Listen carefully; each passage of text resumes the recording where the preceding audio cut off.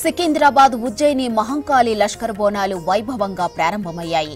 2 రోజుల బోనాల జాతరకు భారీగా ఏర్పాట్లు చేశారు అధికారులు. ఇక ఇవాళ తెల్లవారుజామున 4 గంటల 10 నిమిషాలకు బ్రహ్మ ముహూర్తంలో మహంకాళి అమ్మవారికి ప్రత్యేక పూజలు నిర్వహించారు ఆలయ అర్చకులు. అమ్మవారికి కుటుంబ సమేతంగా తొలి బోనంతో పాటు పట్టు వస్త్రాలు సమర్పించారు మంత్రి పొన్నం ప్రభాకర్. అమ్మవారి దర్శనం కోసం పెద్ద ఎత్తున ఆలయానికి తరలివస్తూ మొక్కులు చెల్లించుకుంటున్నారు భక్తులు.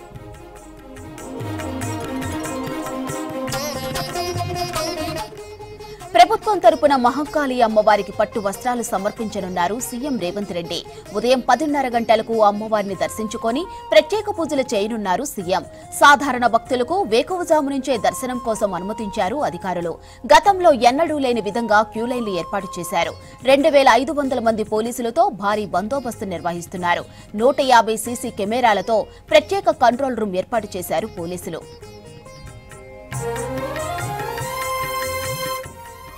రైటిక సికింద్రాబాద్ ఉజ్జయిని మహంకాళి లష్కర్ బోనాల వైభవానికి సంబంధించి మరిన్ని వివరాలు కల్పన లైవ్ లో అందిస్తారు. చెప్పండి కల్పన, ఉజ్జయిని జాతర ఎలా కొనసాగుతుంది?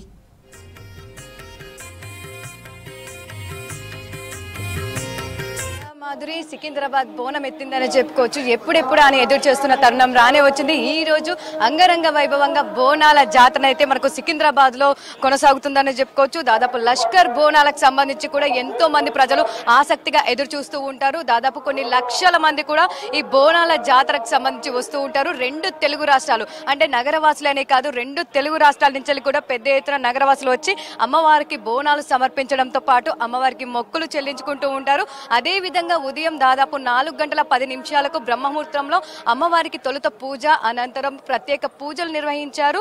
ప్రభుత్వం తరపున ఇప్పటికే ఇటు పొన్నం ప్రభాకర్ సతీ సమేతంగా వచ్చి అమ్మవారిని దర్శించుకొని ప్రభుత్వం తరపున పట్టు వస్త్రాలు కూడా సమర్పించడం జరిగింది. దాంతో పాటు ఇక చూస్తూ ఉండగా దాదాపు పటిష్ట భద్రతతో దాదాపు 2500 మంది పోలీస్ భద్రతతో కూడా ఎలాంటి అవాంఛనీయ సంఘటనలు జరగకుండా మనకు లష్కర్ బోనాలకు సంబంధించి అయితే ఏర్పాట్లు చేయడం జరిగింది.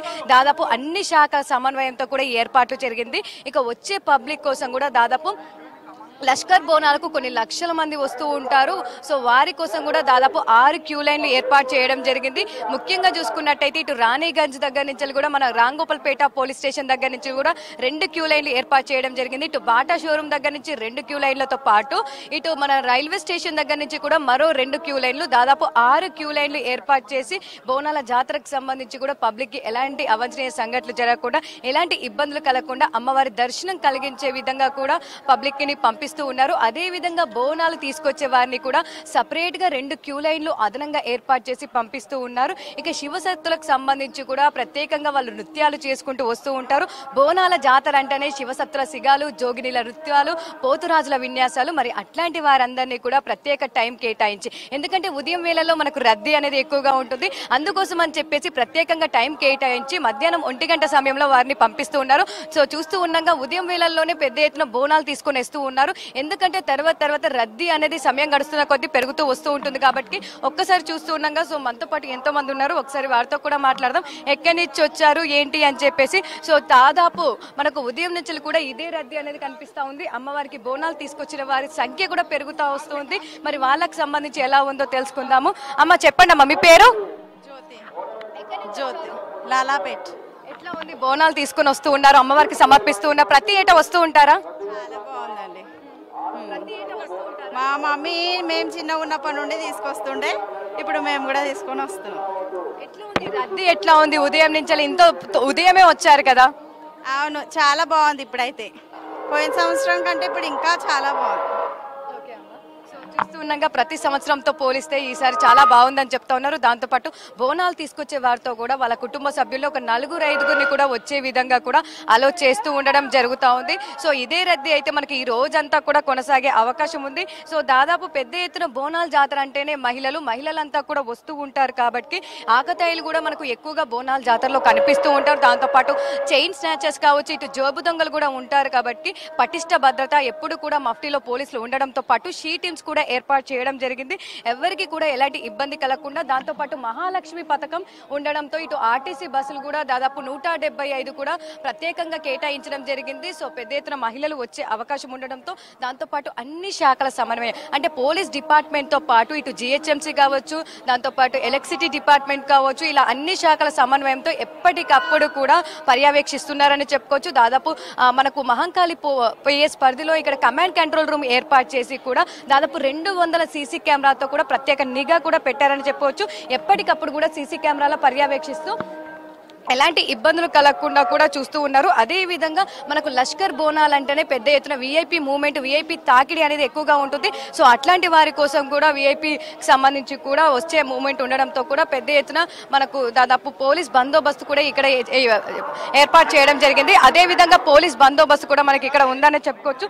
ఒక్కసారి కూడా మనం చూస్తూ ఉండగా దాదాపు 2 క్యూ లైన్ లో కూడా మనకు రద్దీ అనేది కొనసాగుతుంది.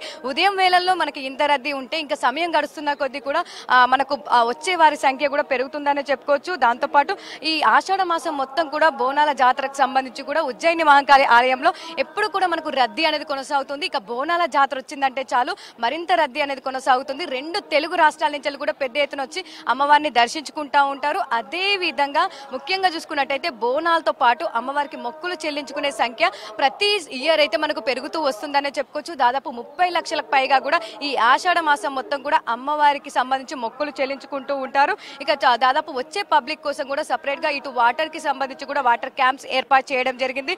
దాంతోపాటు హెల్త్ క్యాంపుకి సంబంధించి కూడా ఎలాంటి అవాంఛనీయ సంఘటనలు జరగకుండా దాదాపు ఒక 4 నుంచి 5 హెల్త్ క్యాంప్స్ కూడా మనకు మహంకాళికి సంబంధించి ఇక్కడ అమ్మవారికి సంబంధించి టెంపుల్ ఆవరణలో కూడా ఏర్పాటు చేయడం జరిగింది చుట్టుపక్కల.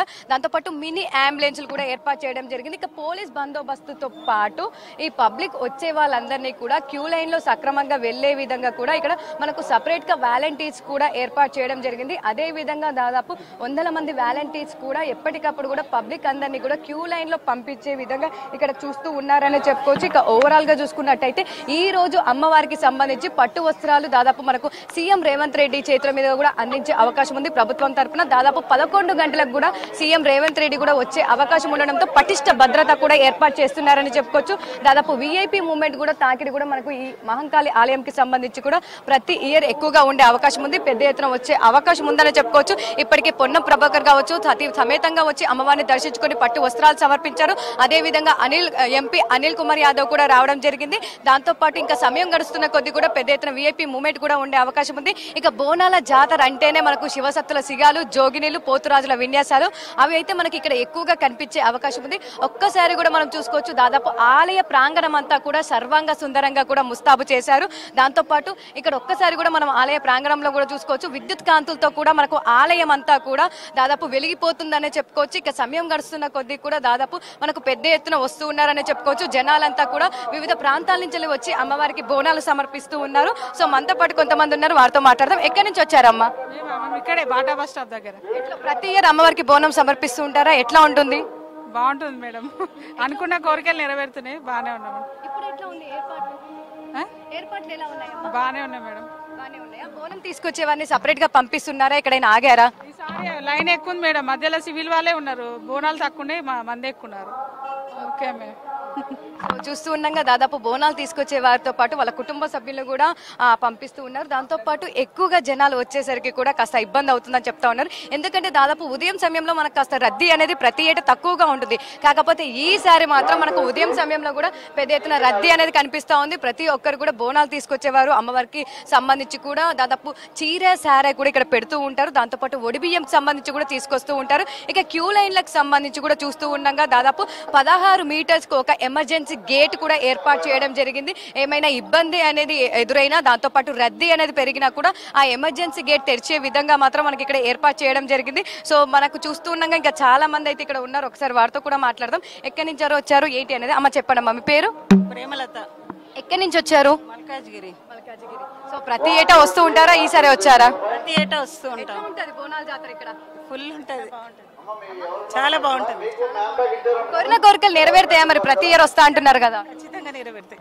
ఎన్ని గంటలకు వచ్చారు? ఇప్పుడు 6 o'clock. 6 o'clock వచ్చారు. ఎట్లా ఉంది రద్దీ ఇప్పుడు? తక్కువ ఉంది, కొంచెం తక్కువ. సో అంటే నార్మల్ గా ప్రతి ఇయర్ ఏ టైంకి వస్తూ ఉంటారు? ఎర్లీ మార్నింగ్ వస్తాం, ఇంకా ఈసారి కొంచెం లేట్. ట్రాఫిక్ ఇక్కడ జనాలు ఉంటారని.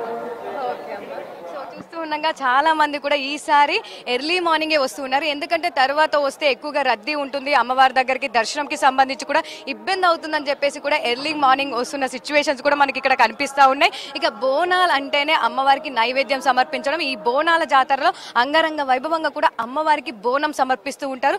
బోనం అంటేనే అమ్మవారికి నైవేద్యం. ఒకప్పుడు చూసుకున్నట్టయితే అమ్మవారికి సంబంధించి కూడా మనకు దాదాపు పంచభూతాల సాక్షిగా మనకు ఈ కుండలు అనేవి రెడీ అవుతూ ఉంటాయి. అట్లాంటి కుండలో కూడా మనకు బోనాలు అనేవి కూడా అమ్మవారికి తీసుకొస్తూ ఉంటారు. ఇక రాను రాను మనం చూస్తున్నట్టయితే కల్చర్ కూడా చేంజ్ అవుతూ వస్తుంది. దాంతోపాటు జనరేషన్ అనేది కూడా చేంజ్ అవుతూ ఉంటుంది. అదే విధంగా కూడా మట్టి కుండతో పాటు ఇటు దాదాపు స్టీల్ బిందె కావచ్చు, ఇత్తడి బిందెలలో కావచ్చు, దాదాపు అమ్మవారికి బోనాలు తీసుకొస్తూ ఉన్నారు. ఎవరికి తోచిన విధంగా వాళ్ళు అమ్మవారికి మొక్కులు చెల్లించుకుంటూ ఉన్నారు. ఇక అమ్మవారికి సంబంధించి నైవేద్యం కొంతమంది పరవన్నం తీసుకొస్తే, కొంతమంది పసుపన్నం, పచ్చన్నం ఇట్లా తీసుకొచ్చి అమ్మవారికి సమర్పిస్తూ ఉన్నారు. ఒక్కసారి కూడా మనం క్యూ లైన్ చూసుకున్నట్టయితే రద్దీ పెరుగుతున్న కొద్దీ కూడా దాదాపు మనకు అక్కడ పోలీస్ బందోబస్తు కూడా ఎప్పటికప్పుడు వీళ్ళందరినీ కూడా వెళ్లే విధంగా చూస్తూ ఉన్నారు. ఇక ఓవరాల్ గా చూసుకున్నట్టయితే మనకు బోనాల జాతర అయితే అంగరంగ వైభవంగా జరుగుతుందని చెప్పుకోవచ్చు. ఇక సమయం గడుస్తున్న కొద్దీ కూడా పెద్ద ఎత్తున వచ్చి అమ్మవారిని దర్శించుకుంటా ఉన్నారు. ఇదే విధమైన రద్దీ అయితే మనకి ఈ రోజంతా కొనసాగే అవకాశం ఉంది. ఇక సాయంత్రం సమయంలో పెద్ద ఎత్తున వచ్చే అవకాశం ఉందని చెప్పుకోవచ్చు. ఇక రేపు అమ్మవారికి సంబంధించి రంగం భవిష్యవాణి కార్యక్రమం, అంతో పాటు అంబారి ఊరేగింపు కూడా ఉండే అవకాశం ఉంది. ఇక అమ్మవారి రంగంకి సంబంధించి కూడా పెద్ద చరిత్ర ఉందని చెప్పుకోవచ్చు. ప్రతి ఒక్కరు కూడా అమ్మవారి రంగంకి సంబంధించి ఎదురు చూస్తూ ఉంటారు. సామాన్యుల దగ్గర నుంచి కూడా వ్యాపారవేత్తలు, రాజకీయ నాయకులు కూడా ఈ రంగంకి సంబంధించి కూడా ఎదురు చూస్తూ ఉంటారని చెప్పుకోవచ్చు. మరి అలాంటి రంగం కూడా మనకు రేపు మొదలయ్యే అవకాశం ఉంది. దాంతో పాటు రంగంతో పాటు అమ్మవారి అంబారి ఊరేగింపు కూడా ప్రత్యేకంగా ఈసారి కర్ణాటక నుంచి లక్ష్మి అనే ఏనుగును కూడా ఈసారి తీసుకురావడం జరిగింది. అంబారికి సంబంధించి ఇప్పటికే ఆ ఏనుగు కూడా రావడం జరిగింది. రేపు అంబారి ఊరేగింపు అయితే అమ్మవారి ఏనుగు మీద ఊరేగింపు అయితే ప్రత్యేకంగా జరిగే అవకాశం ఉంది. దాంతో పాటు 2 రోజుల పాటు కూడా అంటే ఈ రోజు రేపు సాయంత్రం సమయంలో మనకు పలహార బండ్ల ఊరేగింపు కూడా అంతే వైభవంగా జరగనుంది. దాదాపు తొట్టెలు, పలహార బండ్ల, పోతురాజుల విన్యాసాలతో కూడా ఎంతో వైభవంగానైతే ఇవి జరిగే అవకాశం ఉందని చెప్పుకోవచ్చు. ఇక ఓవరాల్ గా చూసుకున్నట్టయితే పెద్ద ఎత్తున పోలీస్ బందోబస్తు నడమ ఎలాంటి అవాంఛనీయ సంఘటనలు జరగకుండానైతే మనకు మహంకాళి ఉజ్జయిని బోనాలు అయితే ఘనంగా జరుగుతున్నాయని చెప్పుకోవచ్చు. సో ఇదే రద్దీ కూడా మనకు సమయం గడుస్తున్న కొద్దీ పెరిగే అవకాశం ఉంది. ఇక ఒక్కసారి కూడా చూసుకుంటూ ఉండగా క్యూ లైన్లన్నీ కూడా కాస్త మనకైతే రద్దీగా కనిపిస్తా ఉన్నాయి. సో ఓవరాల్ గా చూసుకున్నట్టయితే మహంకాళి ఉజ్జయిని బోనాలు అయితే ఘనంగా జరుగుతున్నాయని చెప్పుకోవచ్చు. మాధురి.